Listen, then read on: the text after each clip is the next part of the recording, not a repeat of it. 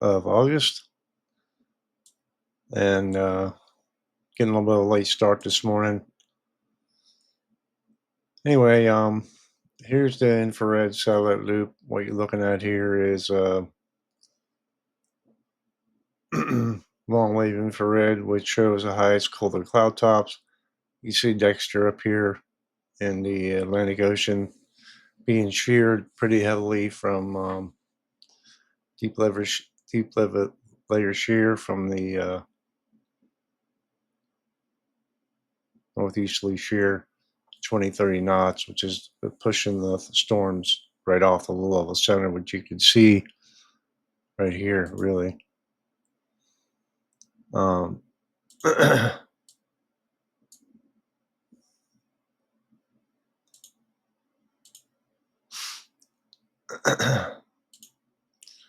we have some in the southeast. Again, we have a stationary boundary right along the Gulf Coast. Moisture lifting over top that boundary, moving northward.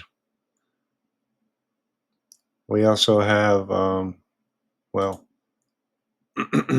go to the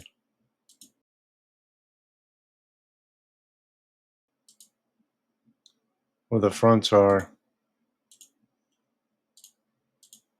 Oh, sorry.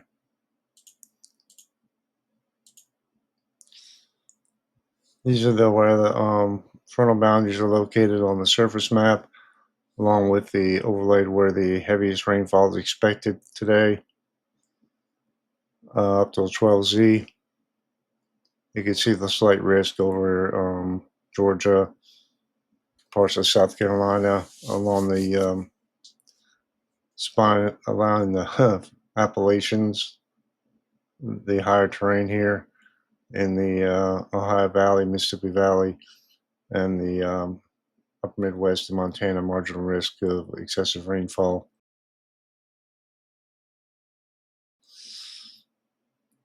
With the current hazards today, you have a flood watch still in place for much of Georgia, uh, parts of Alabama, excessive heat advisories to southern Florida again. Red flag warning for a good portion of the Intermountain West here. Excuse me. Extreme heat warning again for the desert Southwest, and heat advisories surrounding that, with a few severe thunderstorm warning and flood warnings on the map here, but overall, not nearly as many hazards as what we've been seeing.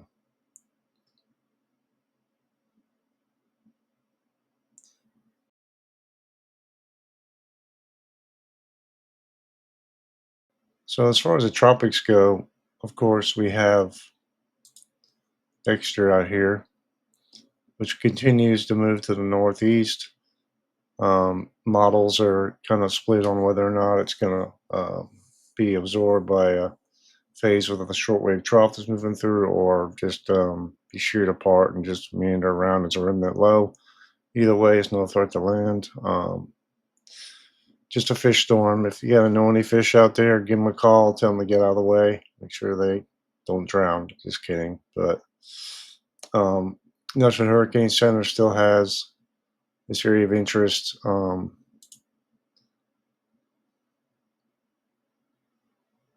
50% chance of forming in the next 7 days. What I mean by that is whether it becomes a tropical depression within the next 5 days. That's a 50-50 chance. And we still have this 30% chance of something forming along the southeast coast in the next 7 days. And of course, in the eastern Pacific, we have Henriette was forecast to move northeast to the northwest of the Hawaiian Islands. And as it gets closer to the Hawaiian Islands, it'll likely weaken because of colder water, uh, stable air, excuse me. Go back into the Atlantic. Let's look at the Google DeepMind, which I look at every day when it comes to the tropics here. You see Dexter up here. Going through time a little bit, we see they want to develop a low pressure in the Atlantic, Southern Atlantic Ocean, Southern Tropical Atlantic, and this is where the model runs. And let's see if I can see if I got any more recent runs here from this morning. Take a minute to load here. Come on, you can do it. There we go. All right.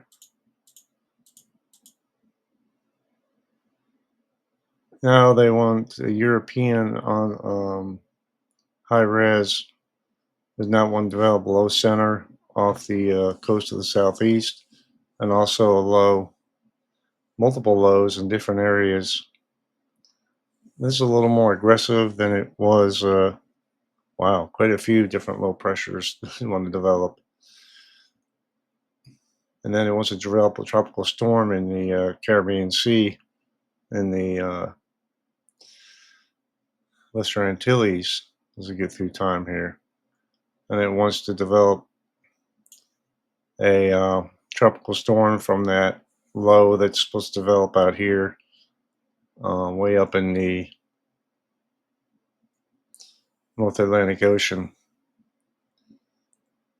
The main theme with this is that the tropics are going to get quite active and continue to do so for next week or so.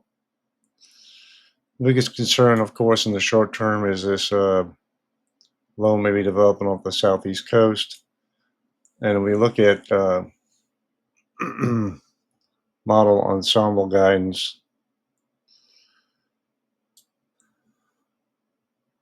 At least the most recent. Let's see if I got any more recent data here. I don't. So you have the potential low developing off the southeast coast. And most members, there's not that many members that agree here. These are a total of 51, and maybe there's about 15 members that have a relatively weak system developing off the southeast coast. And they have the other potential system out here. Maybe getting going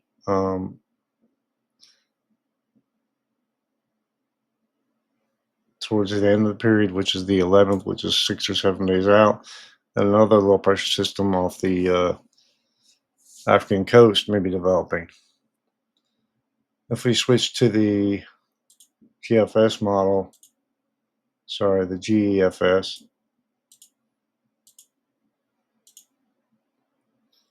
we have Dexter out here moving through in time. The GEFS is consists of 31 members from the American model. And this is a little bit later run here. It tends to want to develop something more along the Gulf Coast now as far as a low pressure. Not a lot of members agree on anything, but it's more focused than it was before. Seeing previous runs, it was kind of spread out. It's wanting to develop something on the Gulf Coast here now. We'll just see how that plays out in the next couple of days. And you have your other system here along the Western Antilles. And the model members are very split when they get further out about possible development here. Same with the GPS, which is a super ensemble. A lot of uncertainty still this far out. You see here the GPS also, which is a super ensemble of European, American models combined, and I think the Canadian. Most of them want to do something maybe up here along the mid-Atlantic coast or along the Gulf Coast. So, in terms of the environment off the southeast coast, let's, for example, take the European model and take a look. See here, you can see on August 10th, it wants to have a really weak low pressure off the coast here, kind of meanders around. I'm going to focus on this because it's a short term thing that is important here. Obviously, people are more concerned about a storm hitting land here than insensible impacts rather than something out in the ocean that hasn't even developed yet. And thanks to Levi Cohen for having this troubleshooted site. It's a really useful tool and it's free to use, and I appreciate that. So what we have in the upper levels here, as far as wind shear goes, we have what looks to be a small high pressure system aloft, right over top where that low pressure is supposed to develop, and it kind of moves northward. You can see the low pressure is right on the edge of where the greatest shear is. So the environment, while there's a lot of defluence um, equatorward, which could help evacuate mass from the system, there's a lot of shear to its north, and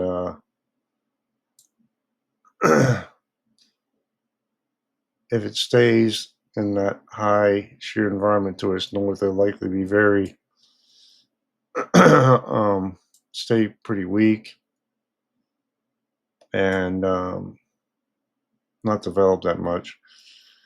If we look at the,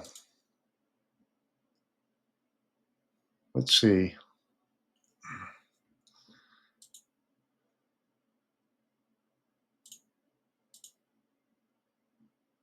this is a good way to look at it here. As far as moisture surrounding the system goes, in the European model, it wants to maintain um, a pretty moist environment around it. But it really fails to really get going in any sensible way, but does remain off the coast here.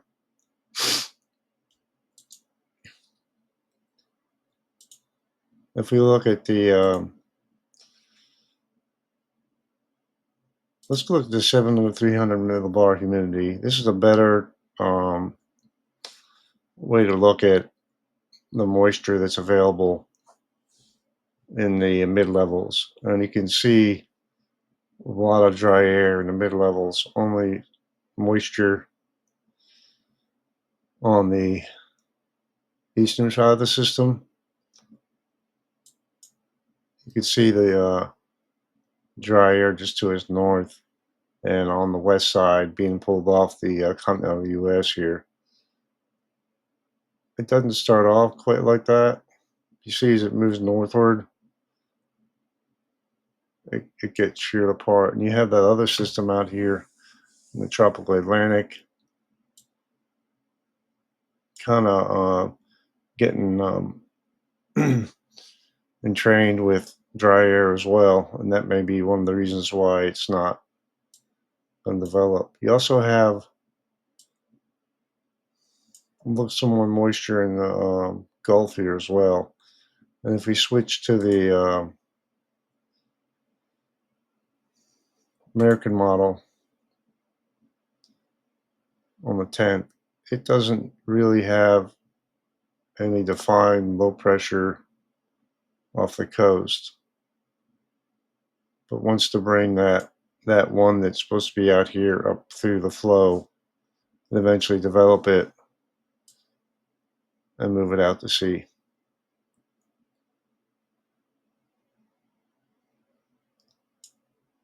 So if we look at, let's just, the total accumulated precip, this is sensible impacts from potential system off the coast here.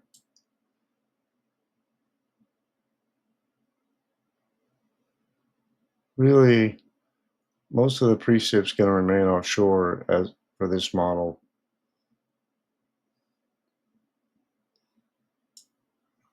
So even if something does develop, at least as of right now, most precip's going to remain offshore, likely not having major impacts in the continental U.S. And as we get further in time, I'll talk more about the other areas in the tropics that may develop and the potential development. But right now, the biggest concern is what might be along the Gulf Coast. I mean, the southeast coast or the Gulf Coast, excuse me. So next, I'm going to move on to the flooding threat and the heat, the excessive heat in the desert Southwest. Talk about those two things real quickly, and go over quickly the severe weather threat as well.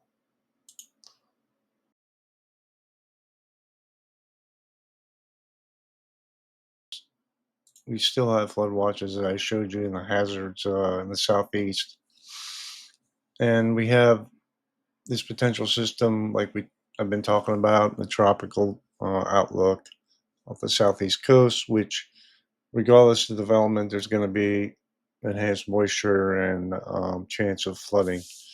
So this is till 12Z today. Let me just make sure the WPC outlook, that's what that is.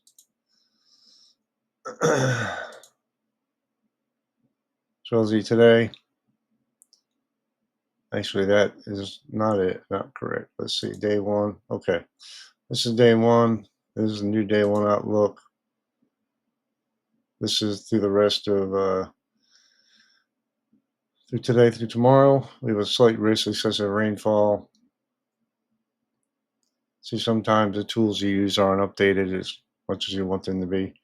So, slight risk of excessive rainfall for middle Georgia, part of South Carolina, most of Georgia actually, most of South Carolina, parts of North Carolina along the spine of the Appalachians, all the way out to the Gulf Coast, in the up the Mississippi Valley, marginal risk, marginal risk, excessive rainfall in the upper Midwest. And you go to day two, marginal risk remains on the southeast coast, and then the upper Midwest around the great upper Midwest there. Again, a marginal risk way up north here, North Dakota, Minnesota, sliver of South Dakota on the southeast coast. Again, a marginal risk. This is all from that moisture associated with whatever develops out there. As far as rainfall amounts, we'll go back to the daily rainfall amounts expected. Day one, let's go to the multi-day. Day 1 through 2, heaviest rainfall expected in northeast Georgia into northeast South Carolina, parts of North Carolina, all along the Gulf Coast into middle Georgia, southeast Alabama, along the western Florida coast.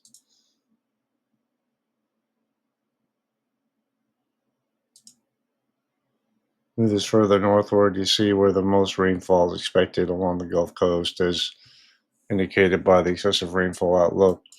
And in the upper Midwest, what we showed, and a lot of rain along the Mexican mountain range here. And next 7 days, where the most rainfall is expected. Again, along the Gulf Coast into Florida and the upper Midwest. And the rest of the nation, just different spotty areas of rain, but of course, the biggest focus is in the southeast and the upper Midwest. Yeah, as far as the radar, current radar goes, look at the composite. See where the heaviest rain is.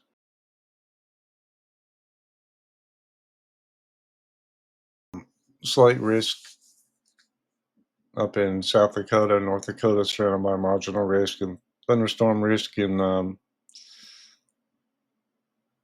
good portion of the eastern U.S., with the exception of the Mid Atlantic and the upper Midwest into the down into a sliver of Texas and the part of the country in the desert Southwest. Be nice if they got a break from the heat down there.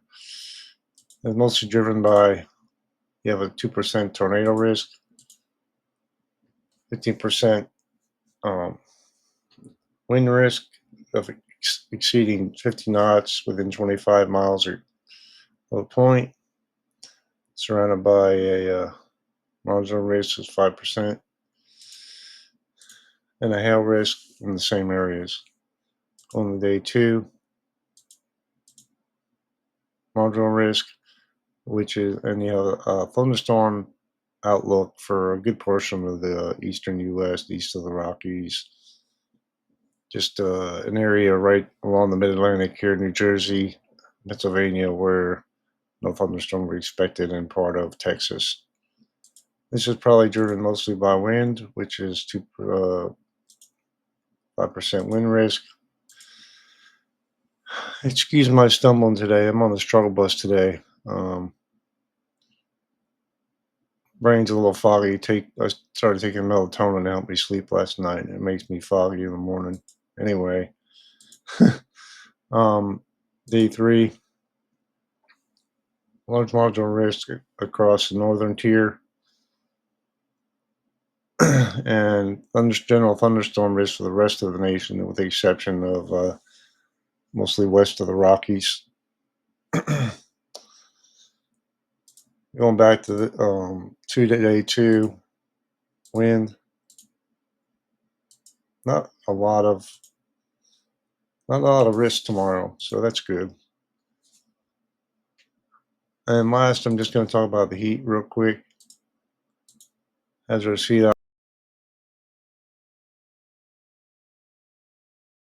outlook today, of course, the desert Southwest and Florida is supposed to get quite hot, actually. So we move through time here.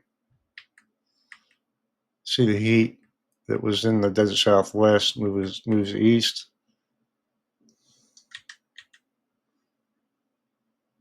and back to the Northeast and Mid Atlantic again. And but given the rainy conditions along the Southeast, the heat won't be nearly as bad as it has been.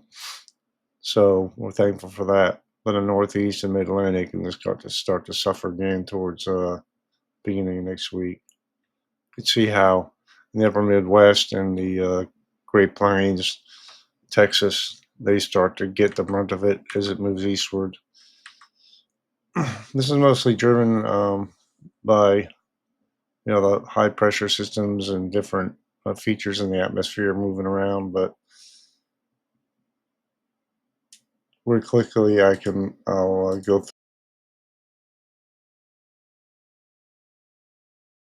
through what that looks like.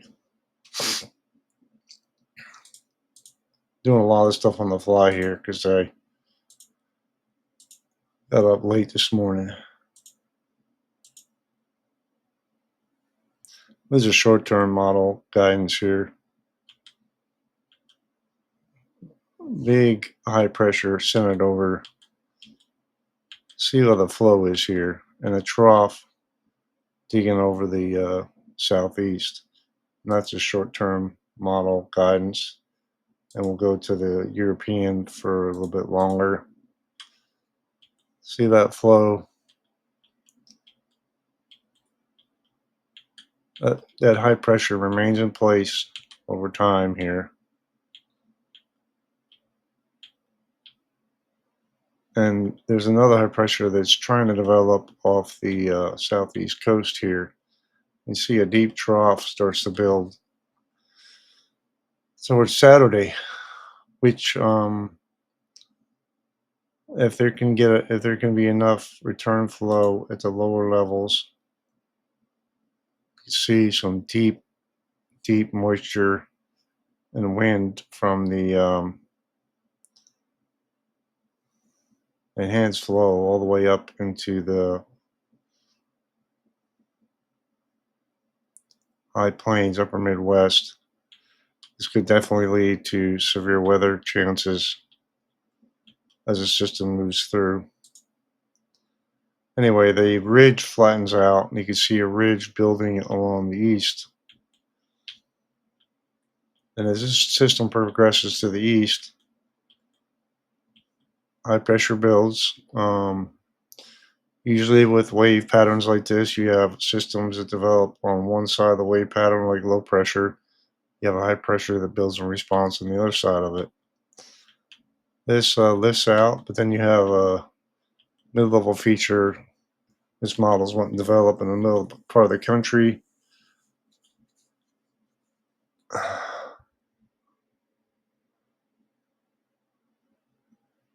It's interesting. It's not total closed low. It's like a we have another upper level feature off the coast here. Kind of a high pressure maybe building in the upper Midwest. And we go through the 15th. That's almost 10 days from now. So the main idea here is